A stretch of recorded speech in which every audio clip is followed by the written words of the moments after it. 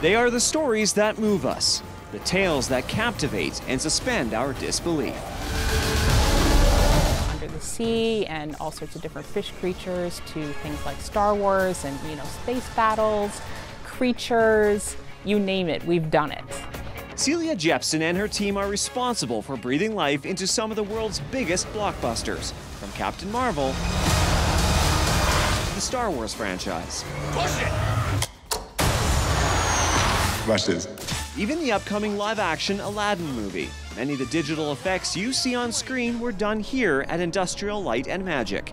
It's a hidden gem built inside an old meatpacking facility right in the heart of Gastown. There's no signage, you wouldn't even know it's here, and that's done on purpose. People just don't realize how much work is done here. It's quite amazing, actually. At any given time, Industrial Light and Magic is working on half a dozen unannounced projects. It's becoming commonplace in this city. Vancouver is now the third largest television and film production center in North America, bringing in billions of dollars each year. Professor X's mansion, it shot in Victoria, and some of these kind of classic scenes from movies that I grew up with were shot in alleys, down the street.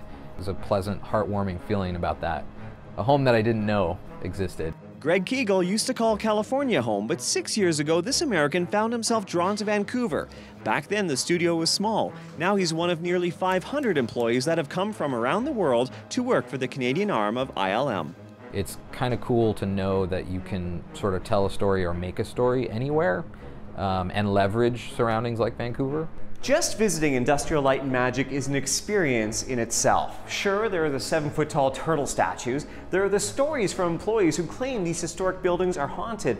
But it's when you see what the employees are able to do, that's when it clicks, and you realize there's a reason why they call it movie magic.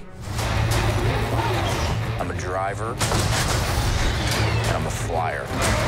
Kegel is showing me some of the work his team did on Solo, a Star Wars story. Remember that scene where Han Solo and Kira are trying to escape Corellia on foot?